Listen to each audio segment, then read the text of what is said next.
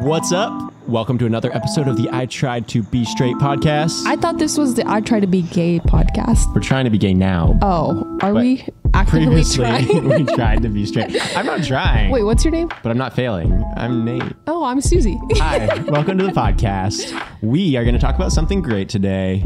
Being gay. Being gay. And since we're in Pride Month, I think that is a great thing to talk about. I think so too. What is your favorite thing about Pride Month, Nate? You always ask me these deep questions, and I feel like if I say something dumb, I'm getting so much judgment, and I obviously have a problem with feeling judged, so that's on me.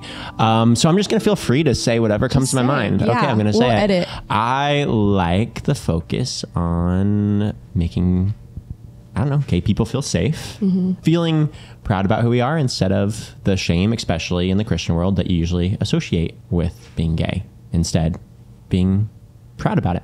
So... Amen. That's kind of cheesy, but No, I love it. it's true. Mason, do you have a favorite thing about Pride Month? I think there's just like an energy about it that I find really exciting. I think kind of coming into the queer community more, there's already just more of a sense of togetherness and community, but then it's like it's this month where we get to be more loud and obnoxious than we usually already are, and it makes people mad, but it's also there's this like liberation.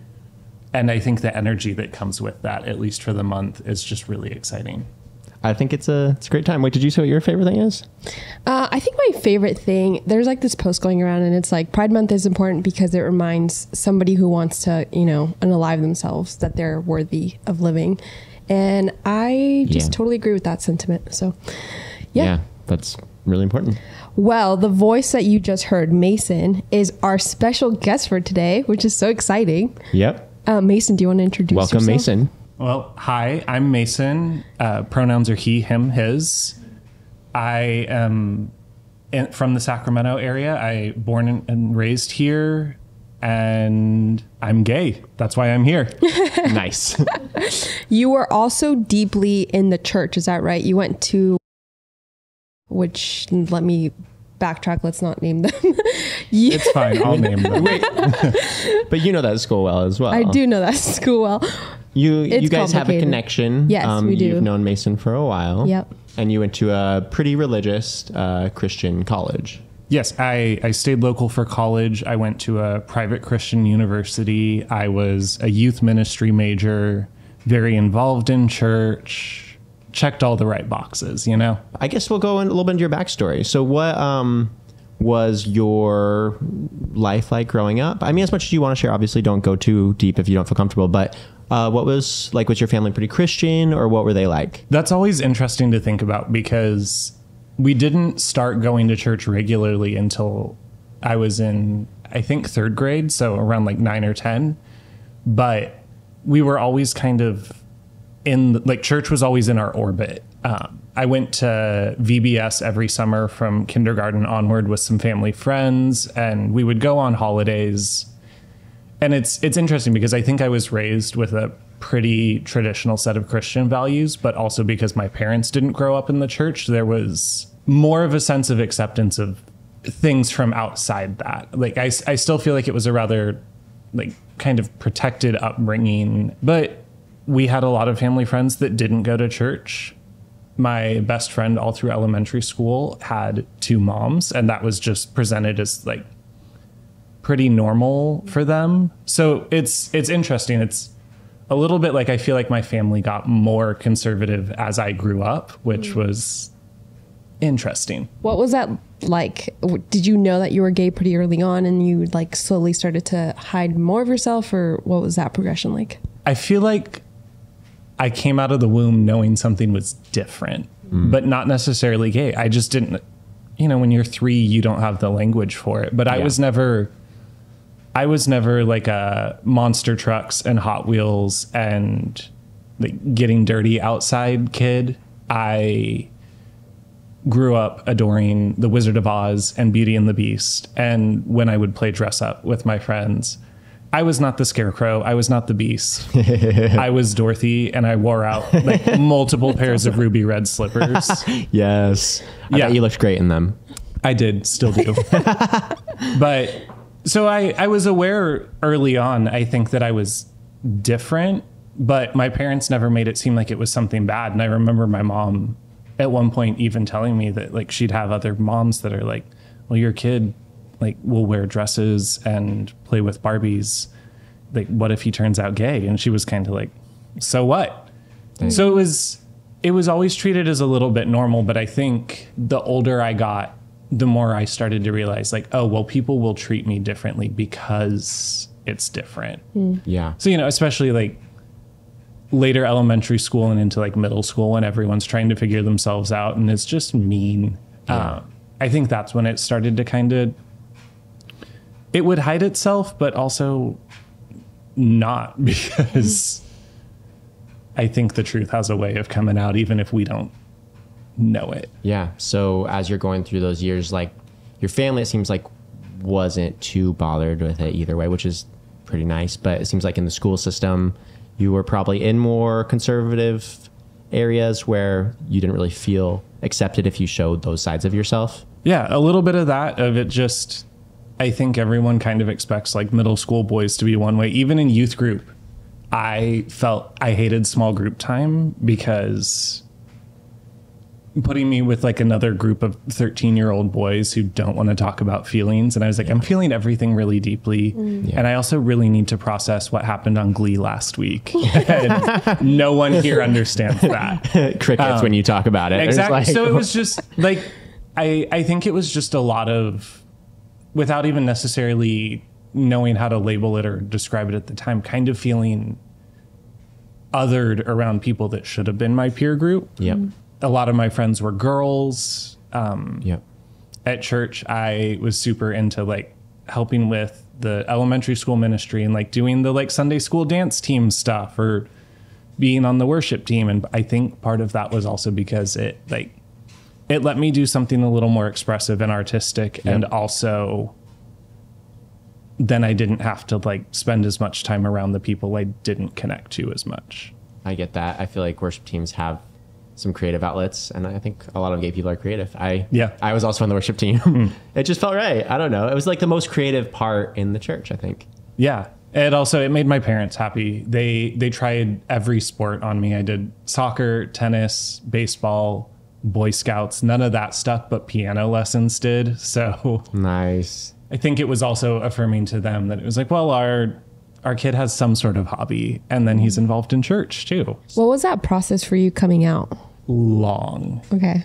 I think about it a lot because through my teenage years, it was something where I don't know that I had a framework for how someone could be queer and Christian and exist in a space as both of those things. I knew that people could be gay, but that kind of felt like it was like, okay, that's really cool. That's for other people. But we go to church, so that's just not an option. Like there's a wall or a line maybe, and you don't cross that line. And that was part of the challenge for a long time, was like really as early as like middle school, people would ask before I even knew. They're like, are you gay? And I was like, I don't think so. Dang. But then getting into high school, I think that's where I was like, well, maybe there's something, but like, it's just a curiosity. It's just a temptation. Like, Yeah. I'm only looking at like hot male celebrities online because I'm like curious about it, or I want to be them. Yeah.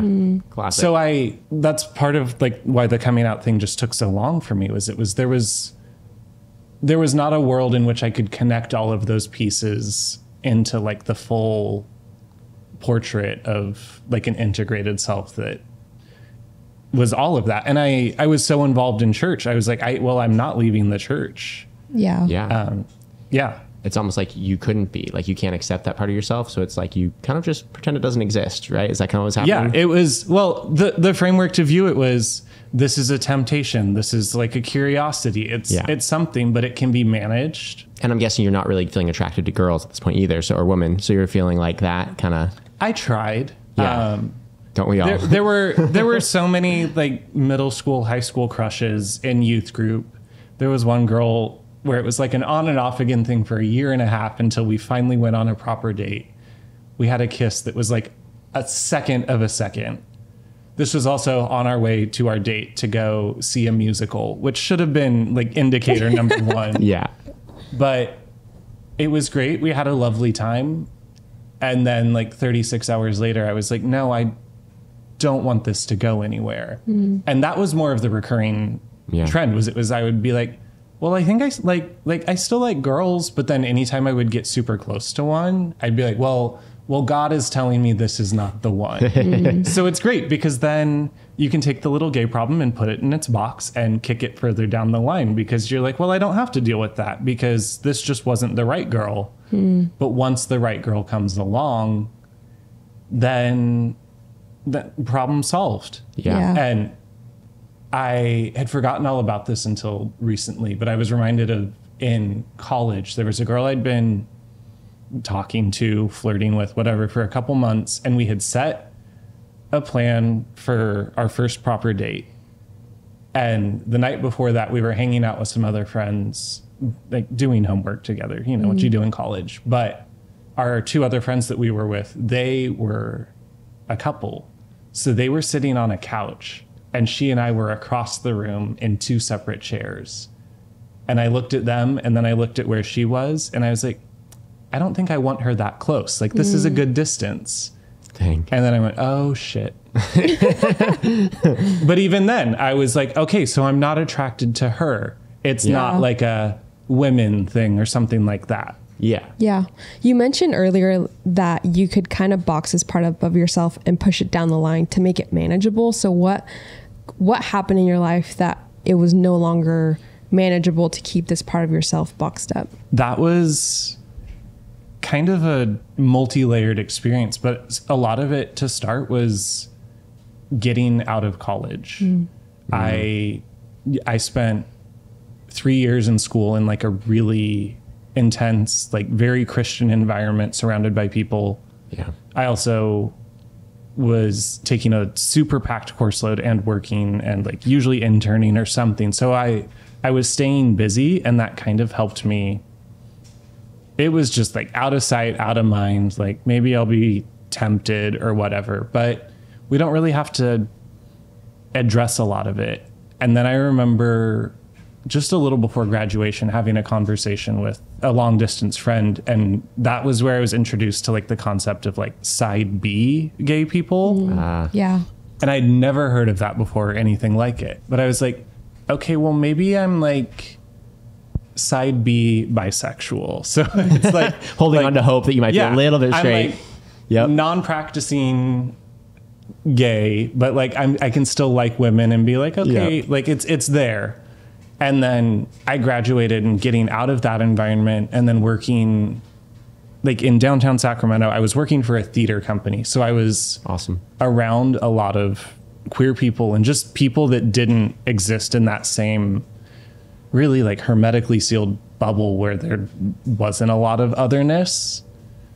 And that like just started to open up my worldview. And then I remember so vividly, it was like February of 2019, I guess. And I took myself on a trip to New York for a few days. I had just seen Sarah Bareilles in Waitress and like cried my eyes out. That looks so good. So I did that. And then I went and saw Wicked. And then I was sitting in my hotel room that night. And I don't know if it was like God speaking to me directly or just like Holy Spirit kind of pushed the pieces into place. But it was like, well, you keep saying it's a temptation, but you keep praying that it's going to change or go away or like be manageable.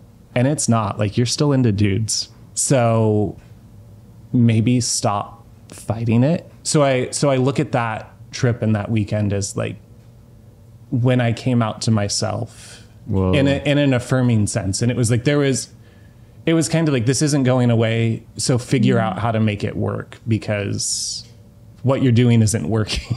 Yeah. So what were like the steps after? Because I do want to pause for a minute. And for our listeners who don't know what side B is, could you quickly explain side A, side B, side X, side Y? To the best of my, I know side A and side B the best, but it's like side A in the like Christian queer community would be like still a person of faith, but also affirming of like queer relationships, queer sexuality. And then side B is like, yes, that's a thing, but you don't do any, like you don't act on, like it's okay to be gay as long as you don't act on it or express it too much. Like so it's kind of like a call to lifelong celibacy, but you'd see that as like part of your faith. It's a commitment to that. Yeah. And then side X would be closely to like Exodus, that ministry where it's like you can be changed, your sexuality can be changed. And then side Y is closer to side B, but they don't identify as queer, so you can't accept that as part of your identity. You would say something close to I'm same-sex attracted, but I am called to celibacy, or I'm called to marry the opposite gender, and so you just kind of make it work in that sense. Yeah, and those are the four sides. Yeah, those are the four theological gay Christian. I guess the square. Now. Yeah, mm-hmm. The gay Christian square. A, B, X, Y. I don't know who designed that. They don't know how the alphabet works. We're missing like 20 letters. Yeah. So anyways, okay. So you come back from your trip from New York, and then what happens next? Nothing immediately, because I kind of had to like come to terms with it. I think I, at that point, told maybe one friend who was like, I figured she was safe. And it also was something I realized looking back, a lot of the people I came out to first were friends that I didn't see in person that much. And I think that was subconsciously sort of a defense mechanism of like, oh, if for some reason they flip out or that's a problem, it's not a huge loss. They're not in my day-to-day life. Which was silly because none of them had a problem with it. But eventually, like creeping into like spring of that year, I started getting on some of the dating apps, and I'd be like, okay, well, we're just going to say interested in both and like see who I find and start trying to talk to people, especially over that summer where I was still working in downtown Sacramento, but living with my family up in the Roseville area. I could try to go on dates and say I was working late or doing things after work. Right. Which worked until it didn't. But I remember specifically, I would match with people and have conversations, but it usually wouldn't turn into a date. And there was one person, I'd matched with him. We chatted for like a week. And then I had one of my like gay panic moments, deleted all of my account, like ghosted the world. Oh no. Did you ghost him? Yes. Oh. But then, you know, a week or two later, I was like, well, that was silly. I was being irrational. Rejoined everything. I matched with this person again. And after a couple weeks, lots of apologies, and I think one postponed date because I literally was having an anxiety attack about it at work. We finally set a date, and we just met up for coffee after work one day.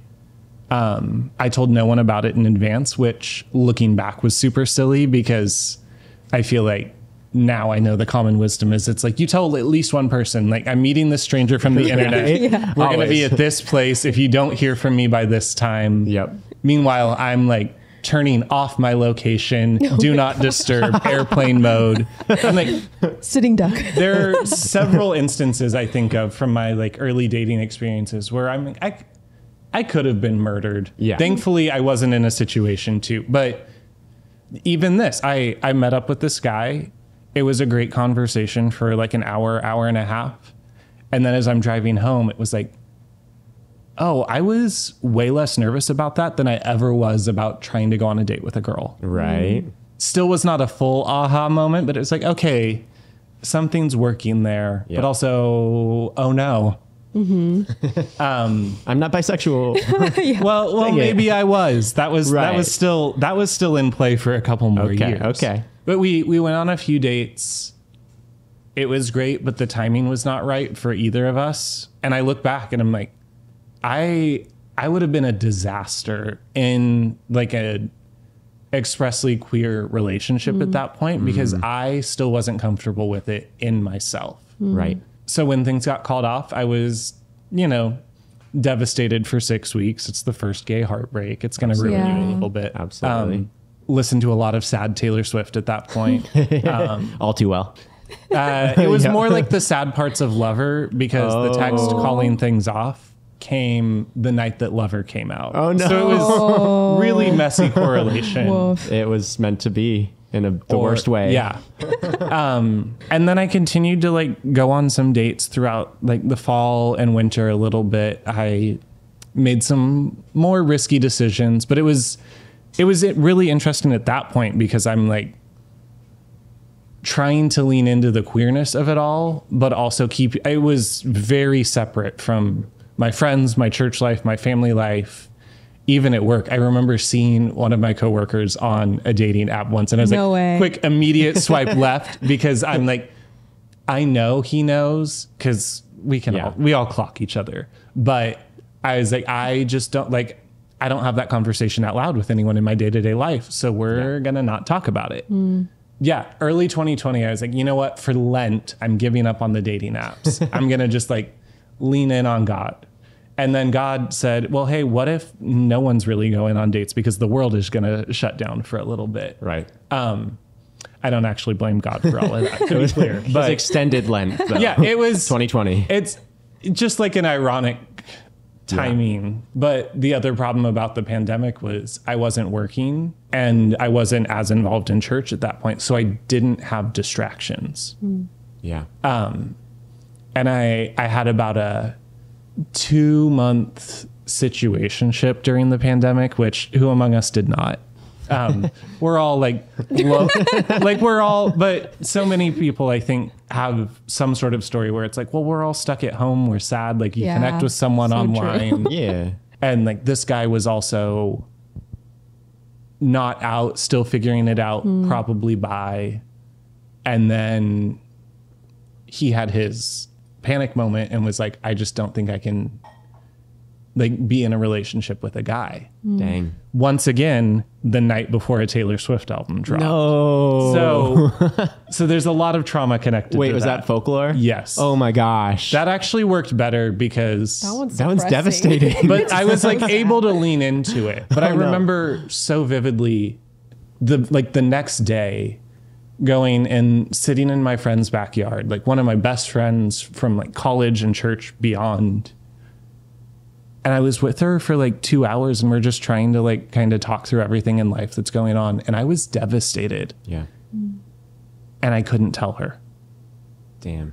And I think that's really when I was like, I've got to start figuring this shit out, because like the anxiety of trying to tread so lightly around these like experiences that I should be really happy about. And then the hard ones, I was like, there is no way for any of this to like be healthy Yeah. right now.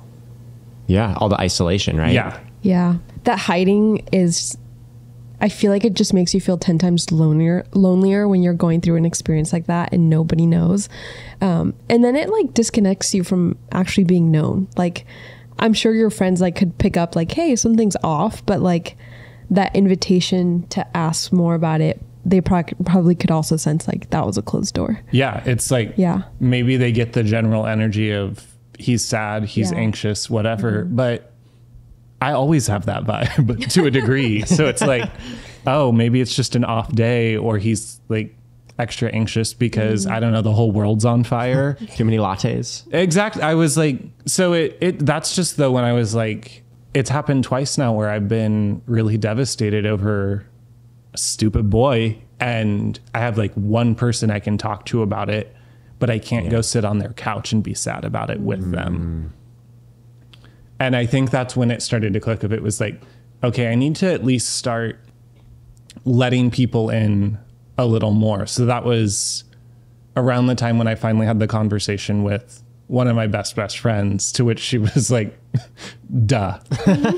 All that drama for nothing. A little bit. Always how it is. But it was affirming also in the sense of like, we'd had a lot of conversations about like developing affirming theology. And I remember her saying, she was like, I wasn't just doing that for fun. Yeah. And I think that was a moment of realizing like, oh yeah, my people know me better than I think, Yeah. or better than I want them to sometimes. Yeah. But also a reminder that I was probably going to be okay.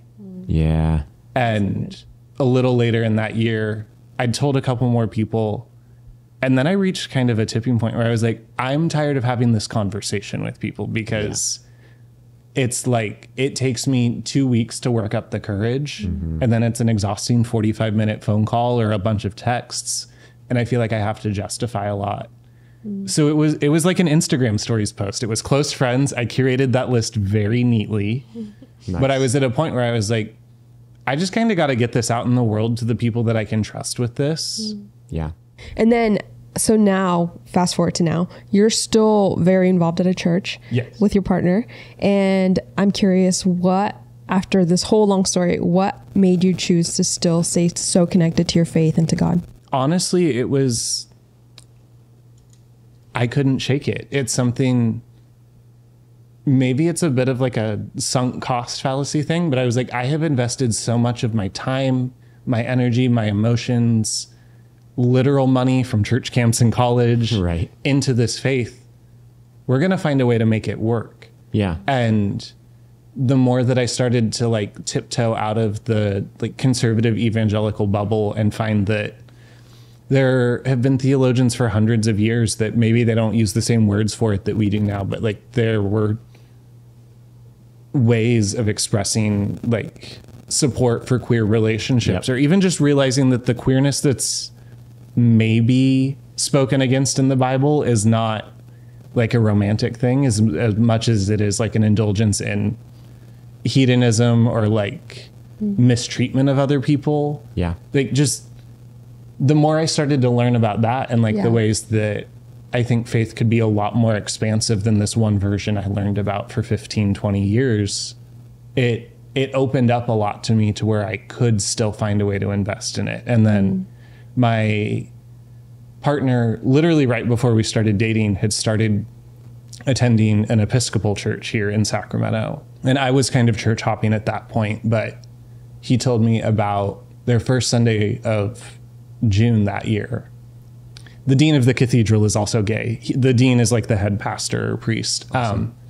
He's also gay. And my boyfriend was telling me that at the end of his sermon, he gestured to a painting on the wall of the Last Supper. And he said something along the lines of like, there's a seat at the table for LGBTQ people, and like Jesus invites us in. And I remember thinking, okay, I think I could get behind that. I was terrified of trying to go to a church alone, but now I had someone to go with and knew it would be an affirming space. And it's just been really, really special. It's a very different kind of church from what I grew up in. Yeah. But there are so many things like at the root of it that feel the same about what I was drawn to, of the community, the kind of like the weird sense of like wonder and magic of it all. Yeah. And to get to experience that in this new context of like being fully known and fully loved. I think that's what keeps me coming back, is I'm like, there's a way for it to fit and for these parts of me to not just coexist, but like to mix together, that my queerness can be holy and beloved and celebrated, and that there's space for me in organized faith communities to live that out. Dang. Wow. That's so cool. So you felt like you kind of were able to find redemption in your walk with God. Yeah. And I think also it was years of really trying to do everything right. I was like the model youth group kid. I was a volunteer for everything and working so hard to like be really involved. And now I can just go to church and it's rest, and I can be presented with things that maybe sound different or scary from what I grew up hearing,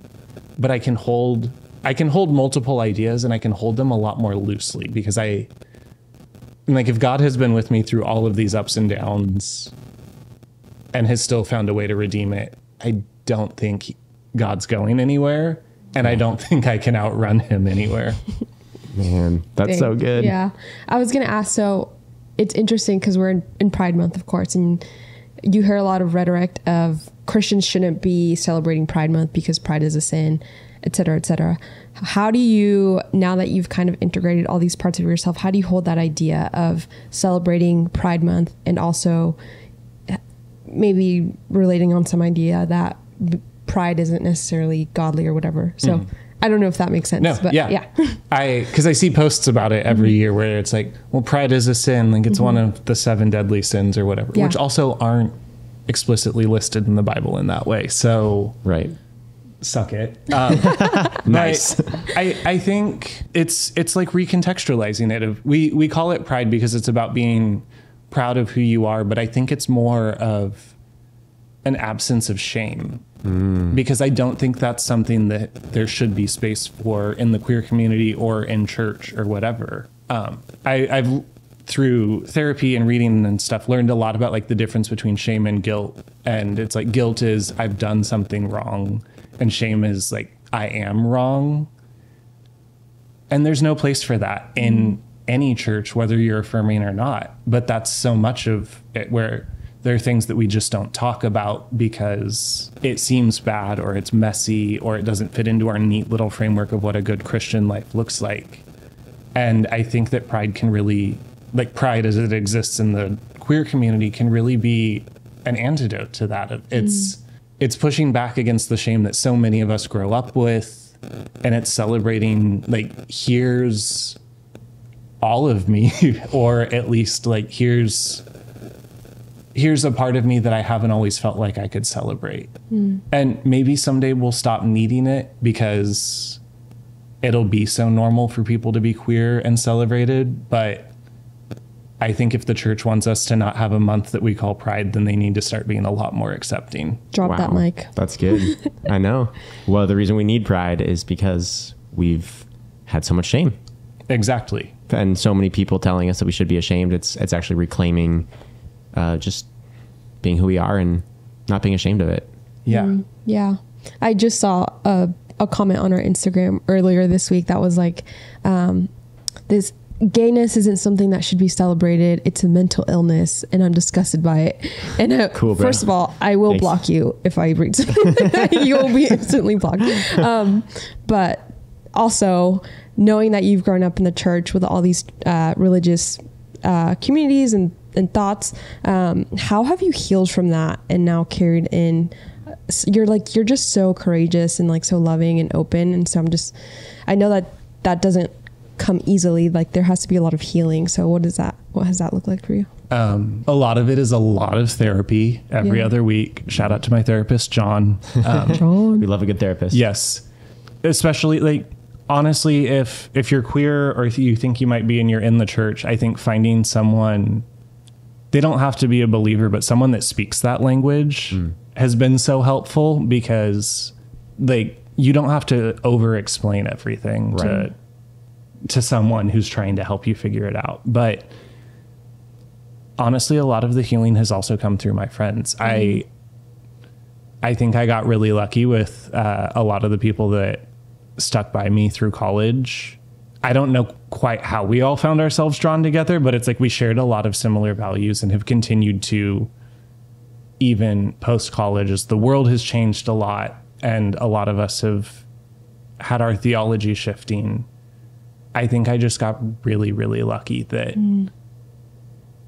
I can't think of any friends I've lost, because if anyone disappeared, they weren't someone that was super important in my life. Yeah. Wow. And I think that has really helped me kind of tie it together. Like these people in my life knew me and loved me for who I was before I even knew who I was. Wow. Yeah. And they still want me to be a part of their lives. I remember after a handful of my friends met my boyfriend for the first time, one of my friends texting me and just being like, it's really great to get to know all of Mason now. And I get a little teary thinking about it, because I think that's what so many of us are afraid of deep down, is like, if we let people in, or if we come out, whatever illustration you want to use, like, will they like us as much if they're seeing the messier parts of us? I think my therapist said something along the lines of like, we're not asking necessarily in this battle of Christian and gay, if it's wrong, we're asking, if we show this side of ourselves, will we still be loved? Yeah. Even by God, by friends, by peers, family. That's a big fear that we don't even always realize. And then coming to the other side and feeling all that love like you did from all these friends, it takes away the shame, it takes away the fear, and all of a sudden you're fully yourself and you're loved. That's the best thing about coming out. Yeah. And I think to that, even like my family has been pretty supportive, even with their questions. But I think in the early phases of coming out, I really felt like I had to be on the defensive a little to like justify it, of like, I still have my faith, or like fight back against the homophobes in the comments at my college or anywhere. And I respect the people so much that have the bandwidth to do that all the time, including you guys in your comments. But I think especially the more I started to like feel comfortable in my skin and to be loved and embraced, I was like, I'm just going to keep showing up as myself and let that be the example and let people figure it out. Yeah. Even with my parents, they were not surprised that, I mean, ruby red slippers. Like, you were getting... there was an invisible string all the way up, and we just finally followed it. But Taylor Swift. Yeah. TM. But yeah, like they were great, but I know my mom especially, like she had some questions about how it related to church. And I reached a point where I was like, I didn't tell her all of this outright. So if she sees this, God bless, sorry. We love you, Mom. But it was like, I've spent years having to do this work for myself. I can't lead everyone else to the same conclusions. Yeah. And I shouldn't have to. I think there's a level of like compassion. I have a lot of compassion for people that need some time to work through it. But I also am like, I can't always be the one to help you through it, because I've had to do it for myself.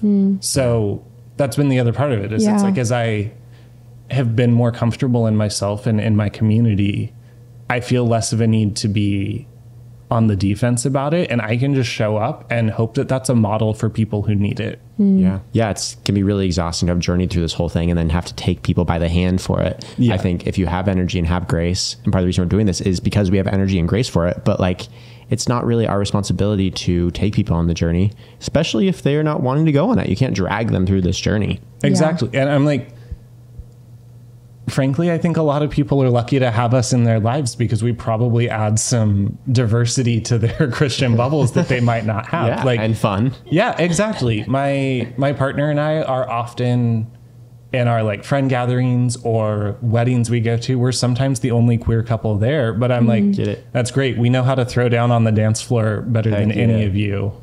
And we probably can hold our champagne a little better. Yes.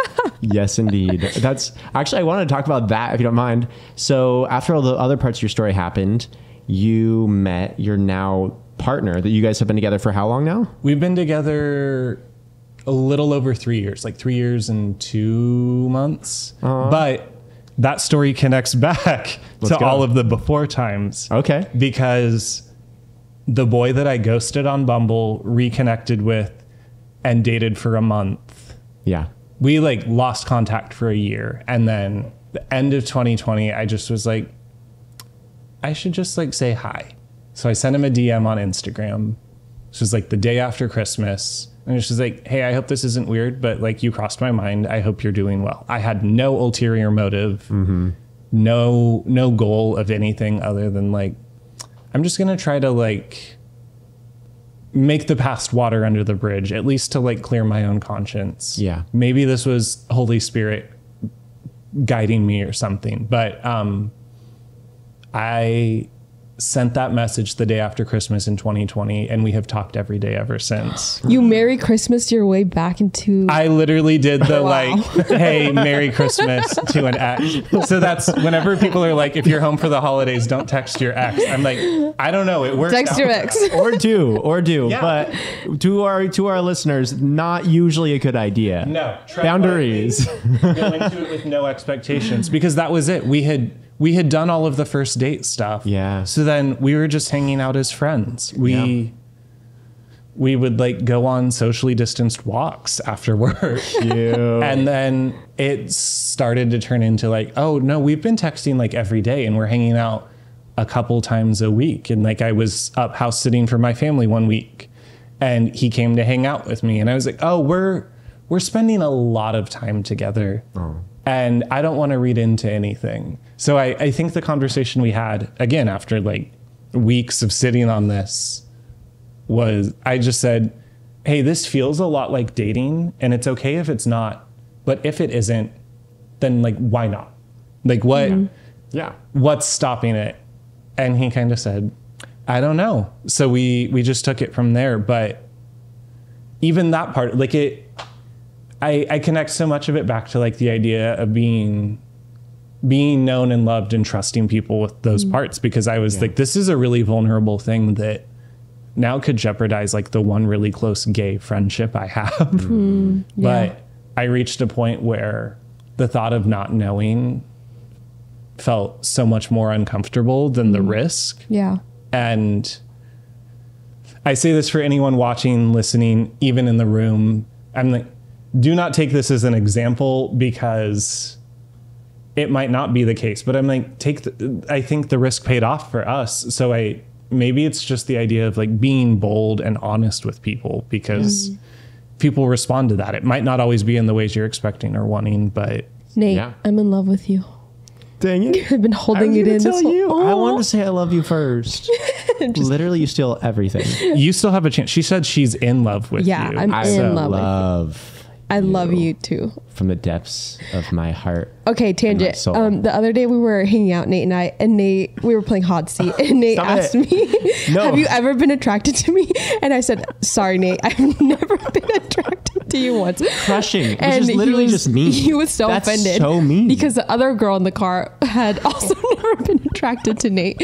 And I think we tore his ego down a little bit. And I think I have mean friends. But I think you're right, Mason. I think the risks do pay off, and so often I share the sentiment with you of having really close friends that have just like somehow stuck by throughout like coming out and church, and like we're still good friends. And I want to like hype one of our mutual friends up, not by name, but she's just amazing and awesome. And I remember telling her, hey, I'm bi, and she was just like eating her sandwich at Mendocino Farms. I'll never forget. And she was like, okay, and I was like, wait, what? I thought this was going to be a bigger conversation. Isn't that the worst though? When you're like, I have hyped myself up for 2 weeks to tell you. Panic attacks. And you're like, this is like soul bearing. And they're like, and she literally had like mustard spilling out of her mouth. And she was like, okay. They're like, cool. They're like, yeah, I figured that out 6 weeks ago. What's the news? You've been giving gay for a while. That's cool. My sister, I never had a proper coming out moment with her, because she just started to call me a twink. Oh my God. I also mean. It is. She's younger. She's the meanest person I know, and I love her to death. That's awesome. But she just like in a text called me a twink once, and then I didn't push back. And I think she was like, okay, checks out. Got him. Yeah. Gen Z. So then she was like, oh yeah, he has a boyfriend. Makes sense. Yep. They like figured that guy out a long time ago. Exactly. Wait, so you're saying you told your now partner like you're into him, and then you guys both just acknowledged it. There was like a little bit of a gap between there where we were like, we're going to just kind of like still ease into this. And then I kind of broke the relationship bubble by asking if I could kiss him goodnight one night. That'll break it, I would say. And then we went, well, shit, we got to figure this out. Yeah. And I mean, that was a whole other like downpour of things. Of like, that's when I properly came out to my family. I think everyone had a bit of an idea, but it was like, he still had to tell his parents. That was when he got like, it was like a soft launch on Instagram, but that was kind of like the sealing the deal of like, well, it's very public now, because I didn't want to have to like tiptoe around that, especially once my parents knew. And I mean, so much of it ties back to community of like, we often feel so isolated in our coming out journeys, or even in our early dating stories sometimes. And it's like, but people deserve to share in the joy with us too. And sometimes you just gotta push it. I hadn't had a conversation with my parents before that, because I didn't think there was anything they needed to know. Like, what are they gonna, they're like, okay, our kid's gay and doesn't live at home and like is figuring that out. Cool. And to me, it was like less of an announcement about that and more of an announcement of I'm seeing someone, happens to be another guy. Surprise. Yeah. Yeah. I guess they took it okay. Yeah. I mean, Yeah. he's on our family Christmas cards now. So Aw. And now you guys been together for 3 years, and Yeah. are you guys, and you both kind of kept your faith and managed to like work through all of this, yeah, and still keep that and have each other. Like that's just really incredible. it is. I think, yeah, my faith has evolved a lot. And Yeah. I think back to what like 16-year-old Mason would say, or honestly, even 23-year-old Mason, to look Yeah. and be like, I am out and proud and in like a committed relationship with my partner, and we live together. And I'm like, there are like 6 things in that sentence that each would have given me an aneurysm. But now it's so normal to Yeah. me, and it feels right and good and holy in a way that trying to date girls never did. Dang. And peaceful, right? Exactly. I'm like, I don't go to bed every night like at war with myself. Maybe with him because he's stolen all of the blankets, but yeah. What would you say to someone out there that is kind of teetering? We've gotten a couple messages of people being like, "Hey, I'm a Christian and I'm still closeted," but listening to these stories is really encouraging. So, what would you say to that person who is in that position right now? I think start to like figure out your story. It doesn't have to be something you would tell on a podcast or write, but I'm like, trace your story, see those parts where things kind of clicked together for you, and try to find, even if it's just 1 or 2 people that you can let in on that feel safe, whether they're in person or from afar. Like it could be, I've made some great friends on the internet that I've had hard conversations with. I know people are connecting with the podcast. So like even saying it in the DMs of the podcast is a start, but we can't thrive if we're in isolation. And the power of our stories has nothing if it's just kept to us. So I'm like, I think start finding ways to share that story and the power, and like find the joyful community, even if it's just with one person who lives across the country that you might never meet in person. And it'll slowly become easier to share that story. It'll feel less scary. And I think you'll realize that a lot more people already know and already love you, not even in spite of it, but because of it. Wow. Dang. Preach. Thanks for sharing your story with us. Yeah. Thank you so much. Thank you. No, I love everything you're bringing. I mean, obviously, like we live in the same city, so we'll be hanging. Like I love just your heart through all of it. Yeah. I mean, and I'd love to meet your partner at some point. Like it just seems like you guys just have a really peaceful demeanor and relationship, and I really thank you for sharing your story today. Thank you guys both for having me. I call myself a retired youth pastor and also a certified yapper. So to you're get to, myself like, certified I'm a yapper. yapper. to get to It's not my ramble fault. about myself, but also like turn it into a story for other people. Yeah. That's my bread and butter, baby. Oh, you should come on more. Okay. We could both 2 ramble. certified Yeah. yappers. We could just yap. I love a Just yap. Susie's gonna have yap trauma from all the. No, I love the yappers. yapping. I You surround love the myself with yappers. You do. It's not my fault. You chose me. We have another certified yapper over it's there. a yapper. It's a Yeah. yapper room. Lots of yappers here. We're all drawn together. We really are. The yappers find each other. We just see who can yap the loudest, and I think we all do well at it. Yep. We all win. Yep. Well, I don't know what else we have to say. Actually, we to give kind of community, we're starting a Discord, just like forum, so people can talk and communicate. So we're gonna include that link at the bottom. So if you just want to talk to other people in a similar situation, we're gonna be moderating, and we're gonna make sure like it's kept kind of safe. To the best of our ability. So I'll have the link at the bottom. If you're trying to connect to other people, want to share your story, or just need a place to like feel like you can communicate, pop onto our Discord, and we'll be on there periodically as well.